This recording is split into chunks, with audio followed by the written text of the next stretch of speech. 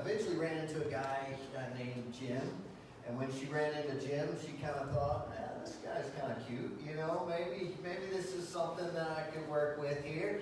And when Jim met her, he thought, okay, this is probably the reason I came to college, was to meet Elizabeth, right? And so they started hanging out, they became friends.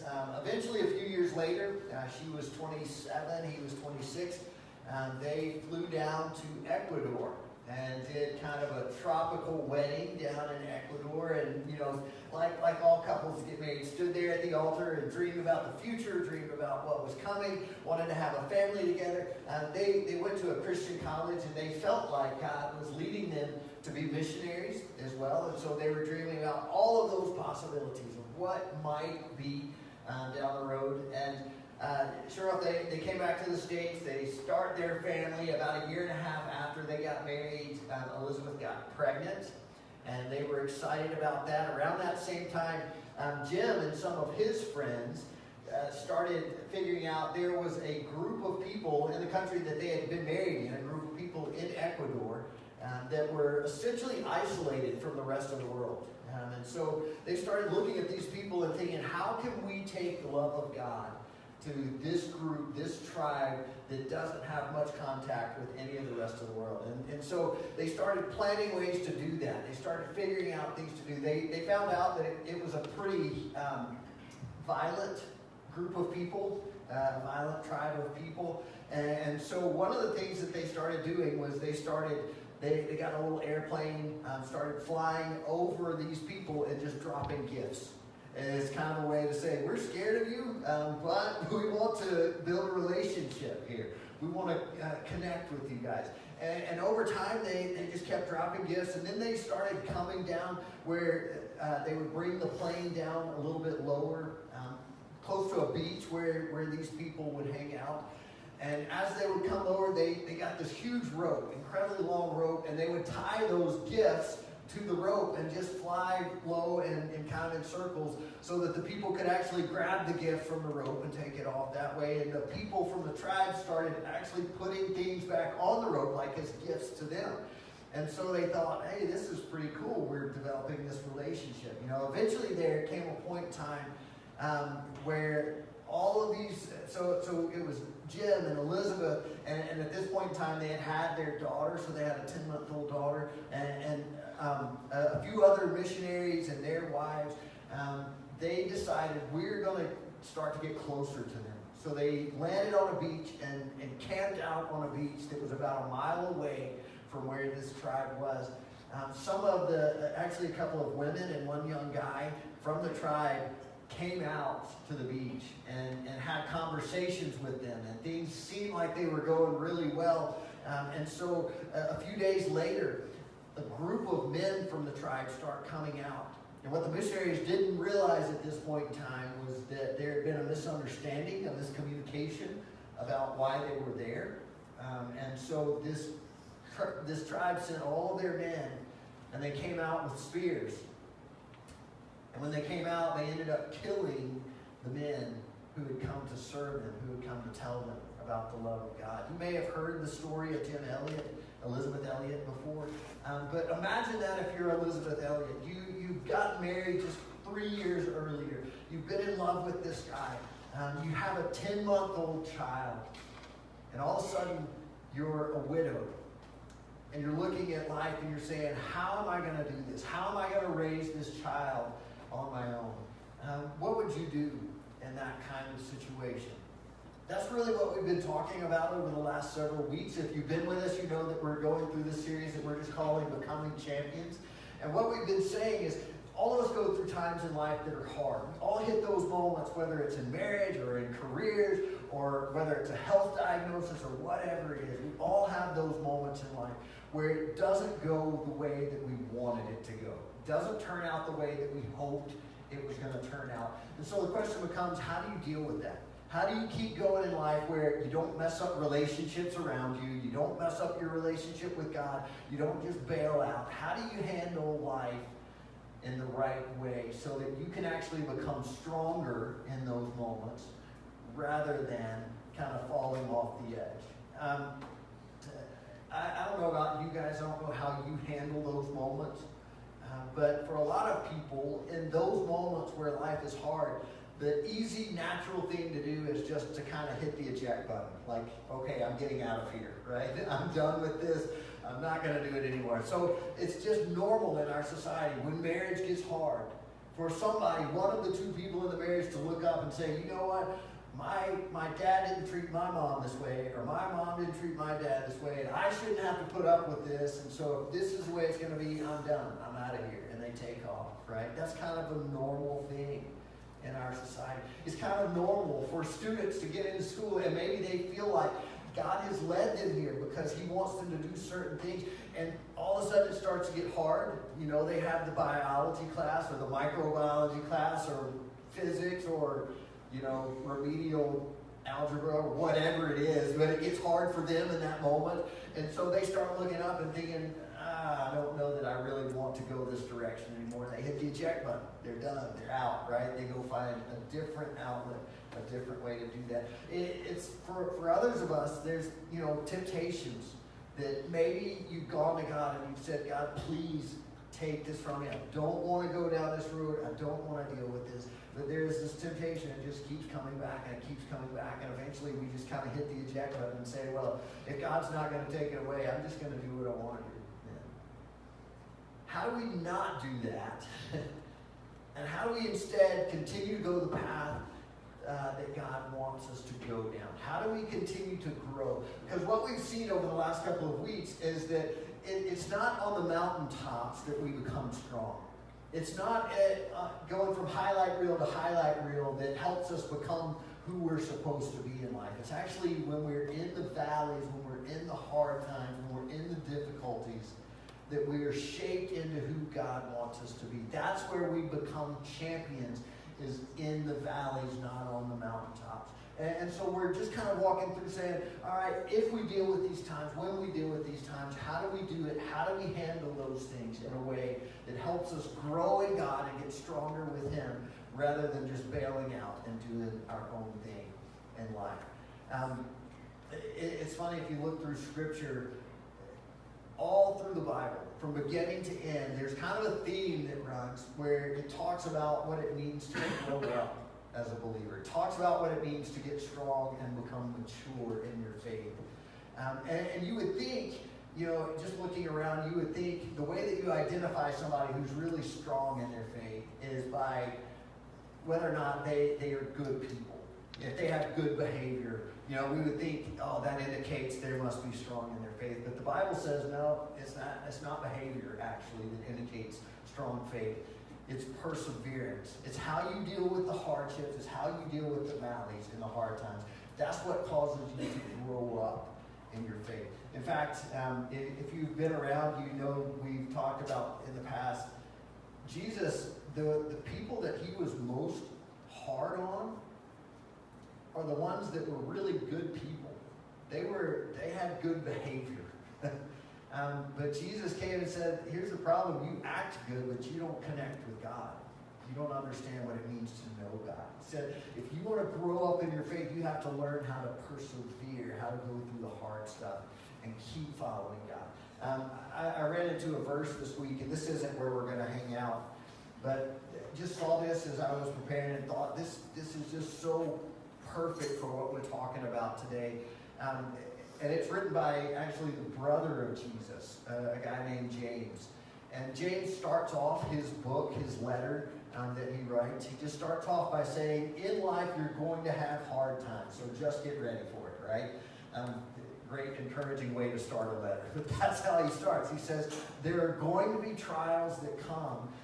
And he starts to tell them about how to deal with trials when they come. And so at the very beginning of his letter, in chapter 1, verse 4, he says this. He says, perseverance must finish its work so that you may be mature and complete, not lacking anything. In other words, he says what all the rest of the Bible says when he says, this is the way you grow up in your faith, is you don't walk away, you don't hit eject, you don't just bail out because it's not comfortable at the moment, but you keep going with God. That's how you become mature in your faith. And so in order to kind of unpack this further and talk about how this works in a practical way in life, I want us to look at a story this morning about Jesus in the book of Matthew.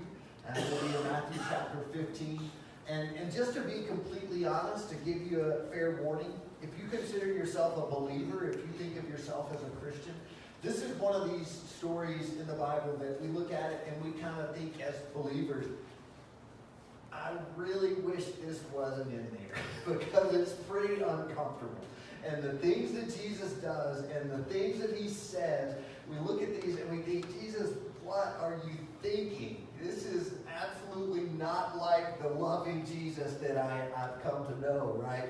And so just fair warning, as we walk through this morning, you're going to look up at this and you're going to think, why in the world would Jesus say the things that he's saying? But he has a purpose behind what he's saying, and I think you'll see that in a second. But really the one in this story that we're going to learn from this morning, yeah, Jesus is a part of it, but the one we're going to learn from is the one who interacts with Jesus. And I want you to see how she just doesn't quit. She doesn't walk away when there was every reason for her to walk away. So Matthew chapter 15 is where we're going to be. And just to give you some quick background as to what's going on here, Jesus and his disciples have been trying to have a vacation for a while. I don't know if you've ever experienced this at work, but you ever had a time where you wanted to get away, you needed to get away, but you couldn't get the time off, or you couldn't work out schedules so that you could go? That's where Jesus and the disciples are. Jesus has been ministering to people. The crowds have been gathering around him. He's been healing people. He's been teaching. And they're coming at all times of day and night to be with Jesus, right? And so Jesus is finally at a point, and the disciples are finally at a point where they're like, we have to get away. We need a vacation. You didn't know Jesus took vacations, did you? He's taking a vacation in this story that we're going to look at this morning. And he actually goes to a place outside of the nation of Israel. This is one or maybe two times that we know of in his entire life where he goes outside of Israel. So it's kind of a unique thing. But he goes to a region that's it's not occupied by Jews. It's not inhabited by people that are people of Jewish faith. He goes to an area where they speak a different language. In the area where Jesus normally walked around, they spoke Aramaic most of the time. The area where he's going, they speak Greek. And Jesus knew Greek, but it wasn't his first language, And so he's going to this other land. He's going to this other place. Kind of like, it's not far away. It's kind of like if you lived in Southern California and drove 20 minutes to cross the border into Mexico. Even though you're not far away, it's just a different culture, right? They speak a different language, all that kind of stuff. It's kind of like if you lived in Southern Colorado and drove 20, 30 minutes and went into Texas. They speak a different language, and they're just different, right? A whole other culture. That's kind of the way it is here. So Jesus leaves the area and goes to a place where there aren't many Jews just to get away. And this story, by the way, is also recorded in the book of Mark. And in Mark, he tells us that they end up just going to a person's house. And we don't have any idea whose house. We don't know if it was a Jewish person that lived outside of Israel. We don't have any idea. But he's just trying to hide. He's just trying to get away for a few days. So in Matthew 15, we'll pick up in verse 21. It says, leaving that place, so leaving Israel, leaving the place where he normally hung out, Jesus withdrew to the region of Tyre and Sidon. A Canaanite woman from that vicinity came to him crying out, Lord, Son of David, have mercy on me. My daughter is suffering terribly from demon possession. There's a lot going on here, so I want to hit pause for just a second and kind of walk through this, all right? And we're going to just take it verse by verse. We're going to move kind of slowly through this. But what's happening here, like I said, Jesus is outside of Israel, and this lady who lives outside of Israel and who is not a Jew comes to Jesus, seeks him out to say, my daughter is possessed by an evil spirit, and there is nobody else that can help us. Jesus, please help me. Right up front, you need to know that this is not a natural encounter. This is not normal, because this woman really had no reason, no right to come to Jesus. There are a few things going on. First of all, she's a woman, which in our day we say Yeah, what's the problem, right? But in first century Israel, they didn't consider men and women equal. And so women weren't supposed to come initiate conversations with men like this. Not only is she a woman, but she's not a Jew, which means she doesn't practice all the Jewish laws. She doesn't follow Moses and all of that. And so chances are, according to the Jews, she might be unclean. And so for an unclean Gentile to come to a Jewish rabbi out of the blue and just approach him without any warning, so to speak, it just shouldn't be done. It wouldn't have been done typically during this time. And so she comes with that, and not only that, I don't know what this says to you about her parenting skills, but her daughter is possessed by an evil spirit, right? Chances are there are people that look at her and say, obviously you didn't do so well on the parenting front. You didn't handle this very well, right? And so all of these things are against her. And then Matthew adds, not only that, but not only is she a Gentile, but she's a Canaanite. And that's almost like an insult. Because the Canaanites and the Israelites are enemies. I don't know if you remember, but when Israel came out of Egypt, and they're going to the promised land that God promised them, do you remember that? Do you know who lived in that land when God was taking them there? It was the Canaanites. And so the Israelites and the Canaanites, they're really kind of enemies. And so if for no other reason, this woman probably should stay away from Jesus because speaking about their heritage, their heritage says that they are enemies. But she comes anyway, and she comes and she pleads with him. And it's interesting, the way that she starts this, she says, Lord, Son of David, have mercy on me. And so she comes and says, she acknowledges him as the Jewish Messiah. That would have been a Jewish thought, that he was the son of David, right? And so she acknowledges, I'm out of my comfort zone here. I'm not one of you. But she says, you are, I believe, the Messiah, the son of David, the one the Jews have been waiting on. So she says, will you please help me? Going on in verse 23, Jesus gives his first response. And this is where you start looking at him and saying, wait a minute, Jesus, what are you doing here? So she comes, she pleads with him, her daughter's suffering from demon possession. Verse 23, Jesus did not answer a word.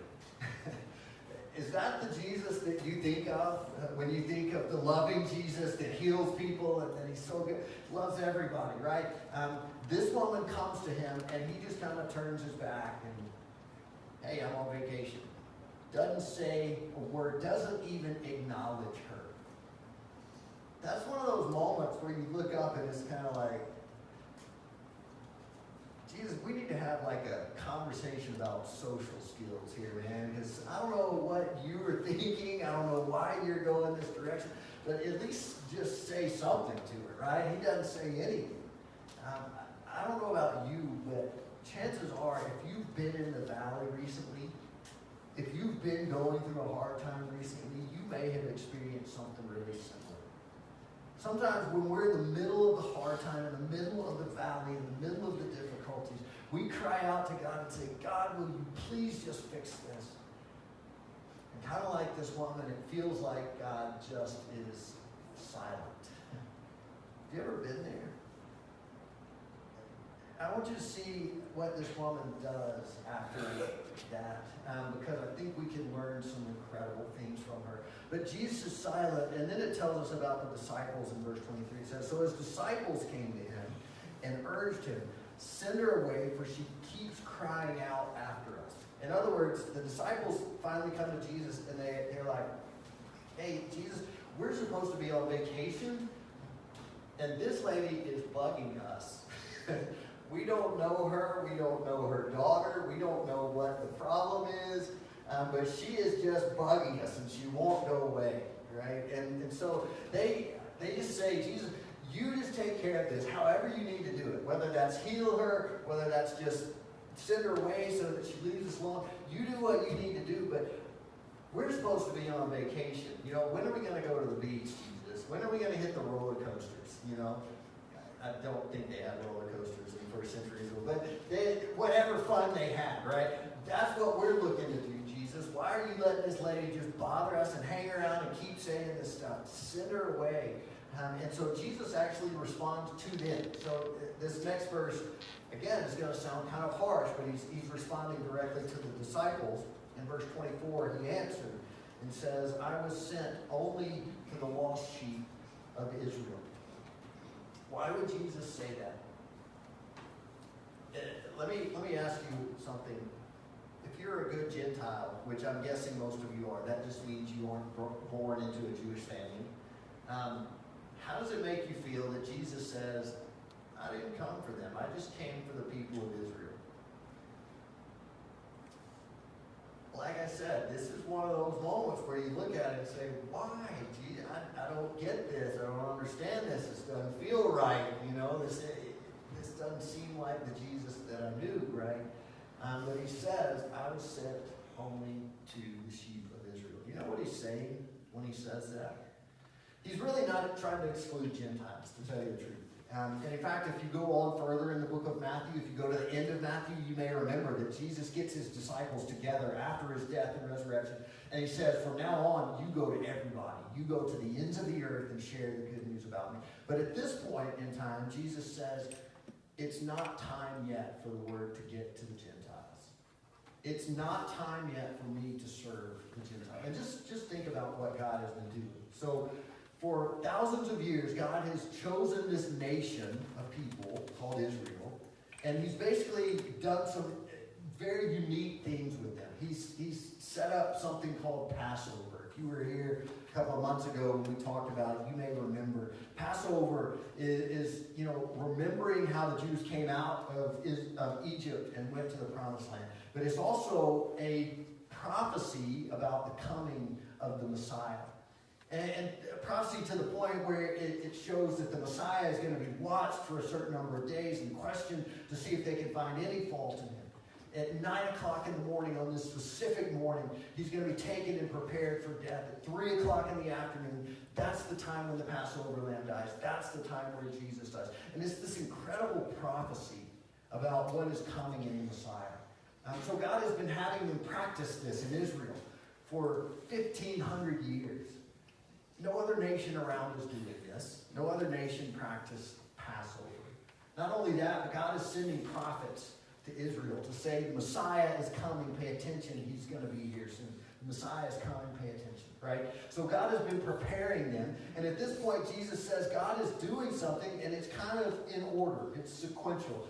He has sent me to the people that he has been preparing, and that's the first people that I'm coming to, and yeah, after that, they're going to go to the Gentiles. But Jesus is just clarifying for them, I've come primarily for the Jews, because God has been preparing them for me for thousands of years now, right? Going on, after he says that to the disciples, the woman doesn't quit. She doesn't give up. Verse 25, it says, the woman came and knelt before him. So she comes and she falls on her knees in front of him, and she cries out to him and says, Lord, help me. So, she had, at this point, everything against her. She shouldn't have been here in the first place. There's no reason that Jesus should pay attention to this woman because she's unclean, she's a Gentile, she's a Canaanite, she's got a demon-possessed child. All of that against her. Then Jesus just ignores her. And the disciples say, just get this lady out of here. She's bugging us. She is driving us crazy. Can you just leave us alone, please? We're trying to enjoy our vacation, right? She's had all of that in her face, and that doesn't stop her. She comes where she falls on her knees before Jesus and says, please, you are the only one who can help me. Please help. If you're a parent, you can probably relate to this to some degree. Just imagine, if you have kids, just imagine your kids are in elementary school or in, the first part of their schooling life. And imagine you're sitting there and you're watching them. Maybe you're outside the fence, they're at recess, whatever the case is, and you just happen to see your child out there at recess, and you watch them for a minute, and your child doesn't know you're watching and all of that kind of stuff. But as you watch them, you start noticing that another kid on the playground is picking on your child. And pretty soon they get your child and they pin them down on the ground and they just start punching on them.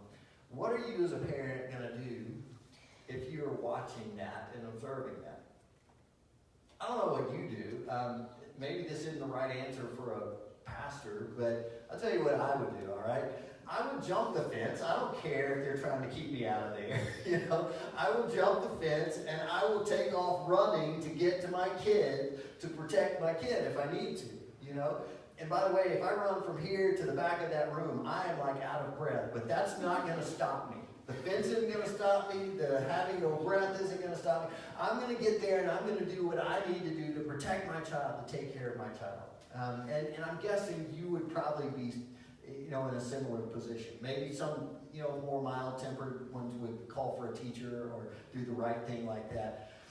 Some of us, though, we're going to get there no matter what it takes, right? And we don't care what the school says about security and all that. We're going to go protect our child. That is this mom. That's exactly what she's doing in this case. She is coming to Jesus, and she has jumped the fence. She has no right to be here, right? She has jumped the fence. She has run to him, and she's out of breath, but that doesn't stop her.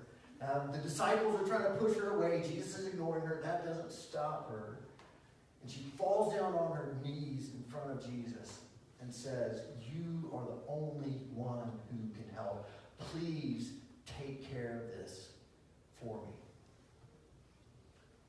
What would you expect Jesus' response to be at that point? I mean, he's seen all of this happen. And he's Jesus. He's good, right? Let's see what his response is. In verse 26, he replied, "It's not right to take the children's bread and toss it to the dogs." It's like, oh, Jesus, you're killing us here. That is the last thing that you should say to this lady, right? That's the last thing that we want to hear. What do you mean, take the children's bread and toss it to the dogs? And are you calling this lady a dog? And, how does this work?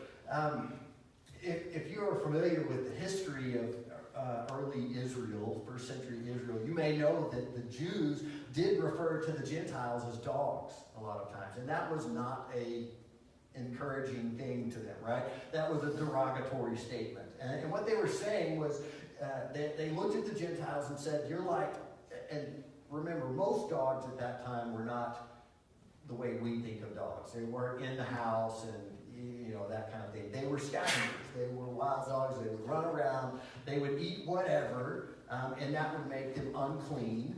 And so the Jews would look at the Gentiles and say, "You're just like those dogs. You just run around doing whatever, eating anything you want to eat. You even eat pigs and bacon. That makes you like a dog. You're unclean, And so they would say that kind of in a derogatory way. But the word that Jesus uses here is not the same word that they would use when they were speaking in a derogatory way to the Gentiles. It's actually a word that refers more to a dog like we would understand. It means a house dog or a puppy. And what Jesus is doing is he's not trying to insult the lady, but he's just reinforcing what he said a second ago, where he said, "My first mission is to serve the people of Israel because they're the ones who are going to take the word out to everybody else." So he's reinforcing that with a story. And basically he's saying, and we all get this, he's saying you wouldn't take a plate of food, you wouldn't fix a nice meal, put it on a plate, and put it on the ground for your dog, and then take the plate after that, and whatever's left, you give it to your kids. So you wouldn't do that, right? Hopefully you wouldn't do that, right? So that's backwards. That's not the way it's supposed to work. Jesus says, no, you feed the children first, and then the leftovers, the scraps, whatever's going to be thrown away, then you take that to the dogs. And what he's saying to this woman is he's saying, you're not a Jew, and God has sent me to the Jews. And the good news is coming to all of you. The freedom that God has sent me here to proclaim is coming to all of the Gentiles, but it's not time yet.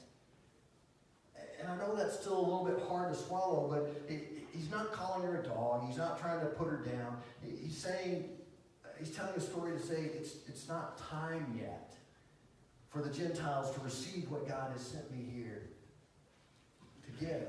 And here's the amazing thing. The woman, at this point, again, I think most anybody, almost any of us sitting in this room, we would have come to the point where we hit the eject button, right?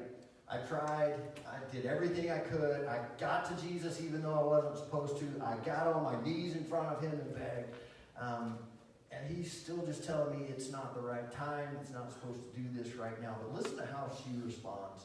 In verse 27, she says, "Yes, Lord, but even the dogs eat the crumbs that fall from their master's table." I don't know if that hits you, but this is an incredible response. Because what she is saying is, first of all, she's saying, I know everything is stacked against me. She acknowledges, yeah, I'm not a Jew. I'm not one of the chosen people that the gospel comes to first. But she says, even the dogs get the crumbs that fall on the ground. She doesn't say, I'm insulted that you haven't talked to me, and I'm insulted that you're telling me this story about puppies and children eating. And she doesn't get offended at all of that. She acknowledges, yeah, I understand what you're saying. I understand that you're the Messiah, and it's not time for the Gentiles to receive it yet. But in spite of all of that, she does not quit. She doesn't just walk away. She doesn't hit eject. She doesn't say, I'm done with this. She says, I get that, Jesus, but even the dogs get the crumbs that fall from the table. And do you know what she's saying with that? Essentially what she's saying is she's saying, I believe that you are the Messiah, and I would rather eat table scraps from the Messiah than take the treasures of the world. Because the table scraps of the Messiah might be able to save my daughter, but the treasure of the world can't do anything for her right now. So she said, it is more valuable to me to get the crumbs from the table of God than it is for me to get anything else that the world can give to me. Incredible statement of faith, right? And so finally Jesus looks at her, and it says in verse 28, and then Jesus answered, "Woman, you have great faith. Your request is granted." And her daughter was healed from that very hour. So it's interesting to me that Matthew doesn't take time to really walk through the whole miracle that happens here. You would think that's the big deal, right? Jesus just kind of says the word from a distance. He's not even close to this girl, and she's healed. That would be a big deal, but that's not what Matthew focuses on here. He doesn't tell us about the mom going back and the great reunion and the daughter being healed. He just says, oh yeah, by the way, she was healed. But the point he's making, the big idea for this story, is that this one woman who had no business being with God because her life was not the way that it should have been, would not take no for an answer until she heard it directly from the lips of Jesus. And so she kept coming, and she kept working, and she kept striving to get to Jesus because he was the only one who could make a difference in the long run. You know what Matthew is saying in this? He's saying, just like this woman, when you go through hard times, when life is falling apart, when it's not going the direction that you thought it should go, saying it would be really easy to hit the eject button and just go do your own thing and say, well, forget it, I'll drink away the problem, or I will, do my own thing, whatever it is. But she didn't do that. She said, I believe that you are God, and I am not leaving you alone until you give me an answer, one way or the other. And Jesus is not bothered by that. He's honored by that. God looks at her and says, that's exactly what I wanted you to do, to keep coming in faith and not give up. The big idea, if we were to wrap all of this into one statement this morning, the big idea that I think Matthew is trying to teach us through telling us this story is this: perseverance produces new opportunities. When we persevere with God, when we keep going in the direction that God is calling us to go in, when we don't give up on him or bail out on his plan, it produces new opportunities for us in life. So if we do it our own way, if we medicate through drinking more, if we just isolate ourselves, or whatever the case is. If we get the bad health diagnosis and we say, well, forget it, I'm just going to eat McDonald's for the rest of my life if I'm not healthy. Now, if we just hit eject and go our own way, you know what we end up doing? We end up just sidestepping the issue, and we never work through it. We never deal with it. We never get better. So we keep coming back to it over and over and over again. Same thing, different situation, over and over and over again. But God says, if you will come to me and let me shape you in the valley, what you're going to experience is an entirely new opportunity for the way that you're doing life. Don't quit. Don't give up. I told you the story as we started about Elizabeth Elliot. Any of you guys ever heard the Elliot story before? A few of you. So you may know the rest of the story, but in case you don't, let me just tell you what happened. So put yourself again in Elizabeth Elliot's shoes. She's 30 years old. She's a widow. She's in a foreign country. She has a 10-month-old baby. Her husband has just been murdered. What do you do if you're in her shoes? I think everything in us says you bail, right?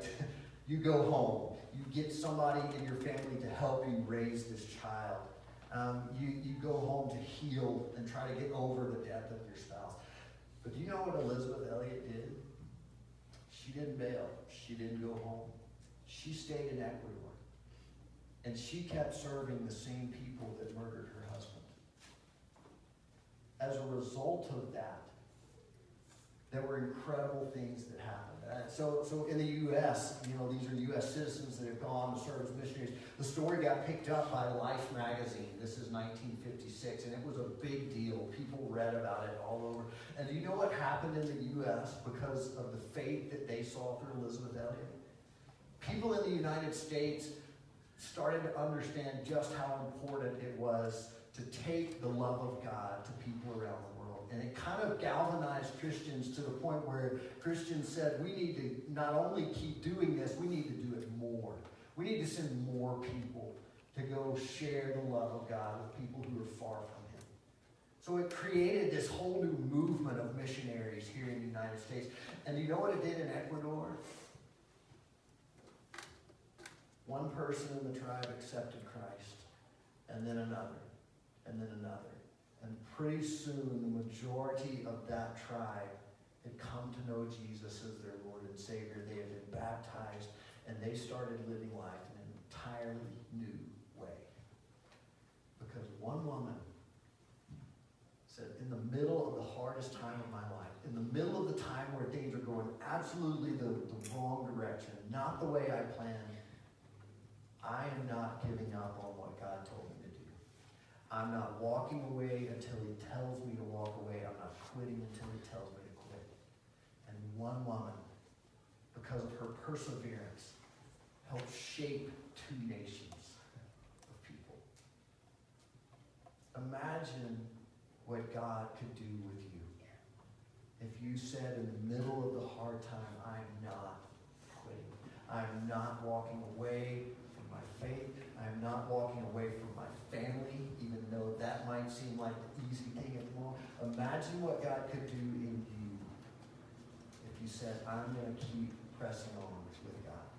Imagine what would happen in your family if your family witnessed you doing that. Imagine how they would be impacted.